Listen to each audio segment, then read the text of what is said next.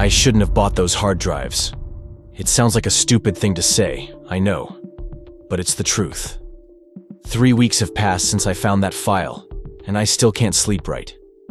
Every time I close my eyes, I hear that robotic voice repeating the same warnings, the same strange rules for a city that, well, that doesn't exist. Or at least, it shouldn't. My name is Anthony, and I've been working in data recovery for over 10 years.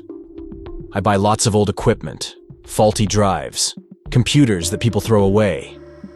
Usually it's just digital junk. Family photos, work documents, maybe some pirated movies from the 2000s. Nothing worthwhile, but it pays the bills. But this time was different. This time, I found something that completely changed my perception of what's real and what isn't. And the worst part? I'm sure I'm not the only one who's seen this. There are other people out there. People who found the same thing I did. And some of them were never the same again. If you're watching this video, you've probably heard of lost media. TV shows that vanished. Movies that were censored. Recordings that mysteriously disappeared. But what I found isn't just lost media. It's something much worse. It's a window to a place that shouldn't exist, but does. And now that I've seen it, I can no longer pretend I haven't. It was on a Tuesday in March when I got the call. A guy named Bill, who owned a demolition company in Ohio, offered me a lot of equipment from an old TV station they were tearing down. WQHV-12, a PBS affiliate that shut down in 2019. Nothing too special, but the price was right. $500 for everything. When I got to the site, the building was practically in ruins. Peeling walls, broken windows, that smell of mold and decay you get in places that have been abandoned for a long time. Bill showed me a room in the back, filled with old gear, servers, hard drives, tapes, even some broadcast equipment from the 80s. Most of this junk won't even power on, he said, kicking a box of cables. But you might be able to salvage something. I loaded everything into my car, about 20 boxes of equipment. When I got home, I sorted the hard drives first. There were 17 in total, mostly old SCSI drives, a few IDEs. Some were in terrible condition, others looked almost new. I started connecting them one by one to my recovery rig. The first few were the usual. Programming files, local commercials, a few episodes of kids' shows. Nothing out of the ordinary. But when I got to the 8th drive, a 120 gigabyte Seagate from 2003, things started to get weird. The drive made a different noise when I connected it. It wasn't the click of death you hear in faulty drives. It was like something was scratching inside. Very faint, but constant. I thought it was just the motor. But when I ran the recovery software, files with names that made no sense popped up. Most of the files were corrupted, but one caught my eye. It was listed as Stillwater Broadcast 031287.mpg and was only 47 megabytes. For a video file, that meant just a few minutes of content. What bothered me was the date, March 12th, 1987. But the drive was from 2003, and the WQHV station only began operating in 1995. I tried opening the file several times, but it always resulted in an error. The file was there, I could see its size, but no player could read it. I spent 3 days trying different software, different codecs, until I finally managed to extract the content using a more aggressive recovery tool. When the file finally opened, I was not prepared for what I saw. The video started with static, the kind of interference typical of old broadcasts.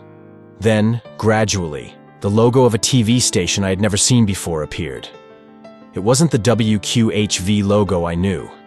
It was different, more angular, with a font that looked straight out of the 80s. Below it were the words WQHV-12 Stillwater. But here's the problem, there's no city named Stillwater with a WQHV station.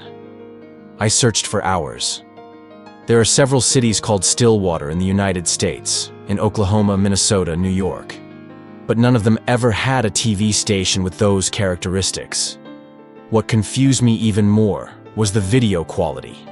Despite being dated 1987, the image was crystal clear, with almost no noise. It was as if it had been recorded with equipment far more modern than what existed at the time. And there was something else. The colors were off. I can't quite explain it, but it was like the saturation was slightly different, as if I were seeing the world through a very subtle filter. After the logo, a typical 1980s living room appeared. Floral wallpaper, dark wood furniture, an old TV in the corner. But no one was in the room. The camera stayed focused on this empty setting for almost a minute, and the only sound was a low, constant hum. Then, a male voice began to speak. It was a robotic, clearly synthesized voice, but with a strange cadence, as if it were trying to sound human, but couldn't quite manage it. Attention, residents of Stillwater. This is a public service announcement. The following instructions must be strictly followed to ensure the safety of all citizens. I paused the video at this point. Safety instructions? For what? I thought it might be some kind of emergency test, like the ones they run on TV for tornadoes or hurricanes. But I kept watching. Rule number 1. If the afternoon sirens sound twice in succession, do not look at your reflections. Proceed immediately to the nearest designated shelter. Do not look back. Do not call out for anyone. Go directly to the shelter. My blood ran cold. What the hell were these rules? It sounded like something out of a horror movie, but it was being broadcast as if it were an official government announcement. I kept watching, but I already knew something was very wrong. Rule number 2. Between 3:17 and 3:23 a.m., keep all lights off. If you hear knocking at your door during this period, do not answer. Do not look out the windows. Remain in your beds until the period has passed. My hand was shaking as I jotted down these rules. I couldn't stop watching, even though I knew I shouldn't. It was like being mesmerized by that robotic voice and its absurd instructions. The rules continued, each more disturbing than the last. There were instructions about not leaving the house when the fog turned the wrong color, about not answering phones that rang exactly 7 times, about avoiding certain streets when the streetlights flickered in sequence. Rule number 7. If you encounter a lost child after sunset, do not attempt to help. Do not make eye contact. Walk in the opposite direction without looking back. Report the incident to the proper authorities the following day. That made me pause the video again. What kind of place was this where you couldn't help a lost child? What kind of authorities did they have? And why did all these rules seem to be about things that weren't what they appeared to be? When I hit play again, the camera angle changed. Now, it was showing the living room window, and outside, I could see the street. It was a typical American suburban street, with similar houses, well-kept lawns, parked cars. But there was something wrong with the lighting. The sky was a very strange, almost artificial blue, and the shadows of the trees didn't seem to be pointing in the right direction relative to the sun. Rule number 15. On Sundays, when the church bell tolls 13 times, remain in your homes. Do not respond to any sounds you may hear from outside, no matter what it sounds like, no matter who seems to be asking for help. The robotic voice continued listing rules for another 2 minutes. There were instructions about avoiding mirrors during certain hours, about not wearing certain colors of clothing on specific days, about strange rituals that had to be performed before bed. But what bothered me the most was the final rule. The camera focused back on the empty living room, and the voice said, "Rule number 23. If you are watching this broadcast and you are not a resident of Stillwater, turn off your device immediately. Do not attempt to locate our town. Do not attempt to contact us. Do not speak of what you have seen to anyone. Some doors are not meant to be opened, and some places are not meant to be found." The video ended with static, and I stared at the black screen for several minutes. My first reaction was to think it was some kind of art project, maybe a piece of experimental science fiction. But there was something about the quality of the video, the sincerity of that robotic voice, that made it all feel genuine. I watched the video 3 more times that night. Each time, I noticed new details. The wallpaper in the room had a pattern that seemed to shift slightly when you weren't looking directly at it. The furniture, despite being typical of the 80s, had subtly wrong proportions, and that constant hum in the background. It wasn't just broadcast noise. It had a pattern, almost as if it were a language. When I finally went to bed, it was almost 4 a.m., but I couldn't sleep. Every time I closed my eyes, I heard that robotic voice repeating the rules, and I wondered, what if Stillwater really existed? What if those rules were real? And what if I had just found something I was never supposed to find? The next day, I started analyzing the file more technically.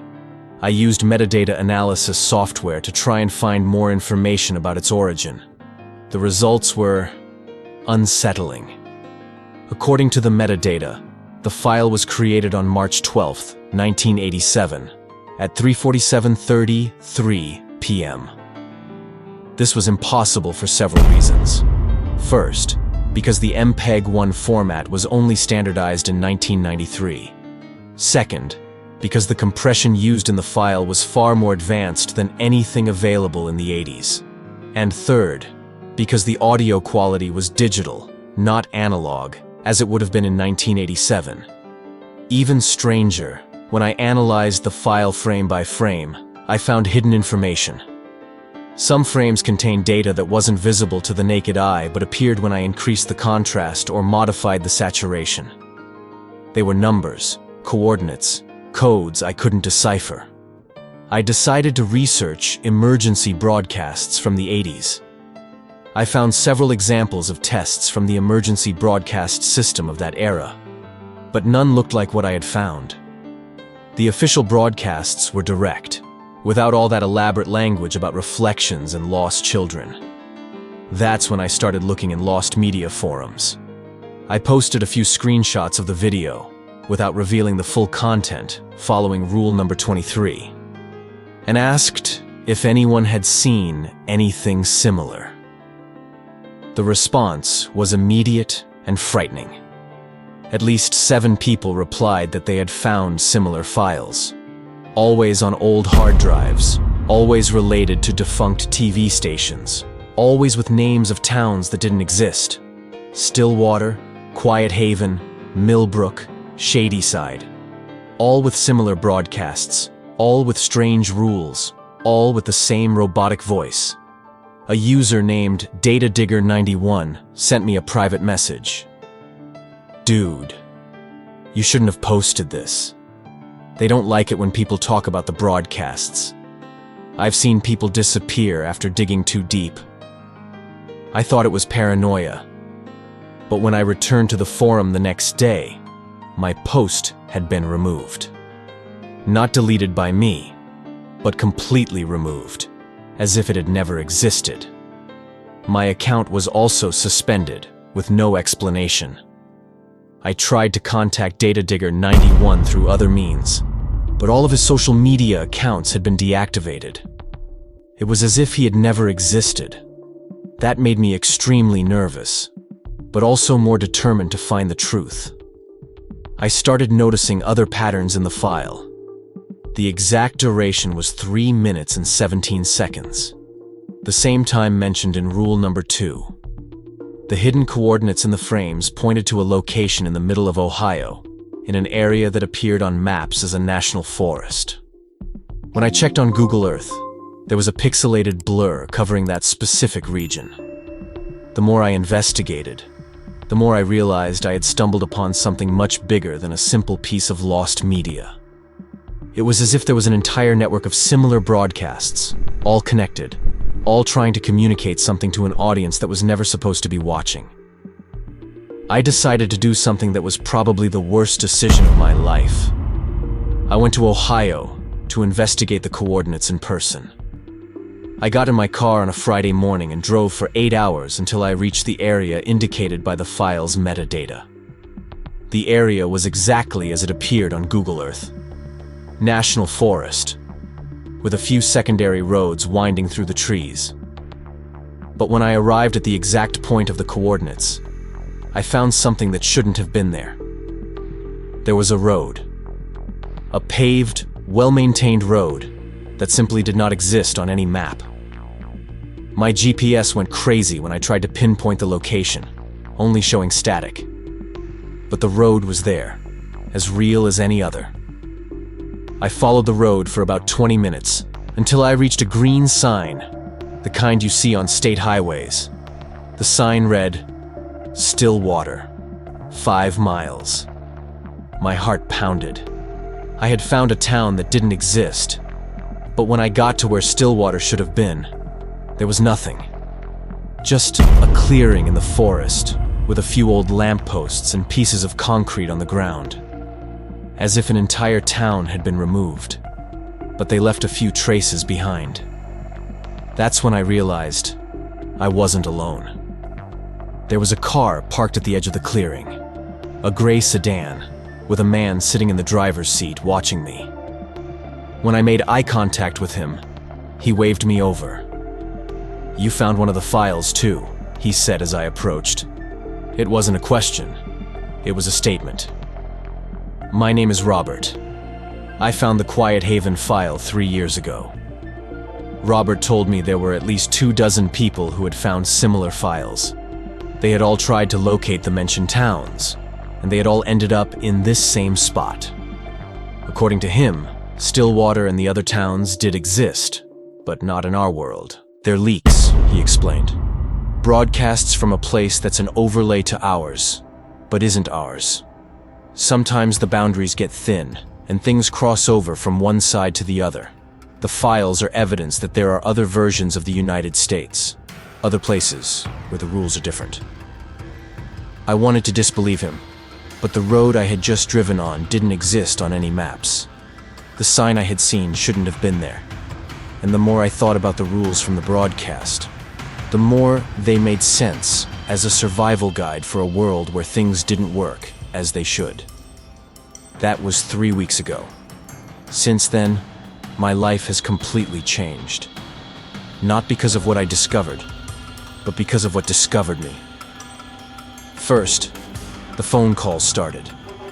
Always at 3:17 a.m., as mentioned in rule number 2. My phone rings exactly 7 times, and when I answer, all I hear is that robotic voice repeating, "You shouldn't have watched." I've turned off my phone, but it keeps ringing. Then the visits began. Every night someone knocks on my door. When I look through the peephole, I see lost children asking for help. But I remember rule number 7, and I don't open the door. They stay there for hours, just knocking. Always knocking. My reflections have started acting strangely. Sometimes when I look in the mirror, my image takes a few seconds to move along with me. Other times, I see things in the reflection that aren't in the actual room. And whenever it happens, I hear sirens in the distance, sounding twice. I know I shouldn't be telling you this. Rule number 23 was very clear. Don't talk about what I saw with anyone. But I have to warn other people. If you work in data recovery, if you buy old hard drives, if you find broadcast files from towns that don't exist, don't watch them. Some doors are not meant to be opened. Some places are not meant to be found. And some rules exist for a very good reason. If you hear sirens this afternoon, don't look at your reflections. If the phone rings 7 times tonight, don't answer. And if you see a lost child after sunset, well, you already know what to do. Or at least, I hope you do. I should have stopped there, but I need to say one last thing. Last night, an envelope was slipped under my door. Inside was a photo of the clearing where I met Robert. The photo was black and white, clearly old, but it had a date on the back. Next Thursday. In the photo, there were 2 people in the clearing. One was Robert. The other was me. But I hadn't been there yet when the photo was taken. I guess I'll find out what that means soon enough. If you've ever felt like there's a disturbing parallel world existing alongside ours, if you've ever noticed strange things happening when they shouldn't, leave a comment. I have. Leave a like and subscribe to the channel for more stories.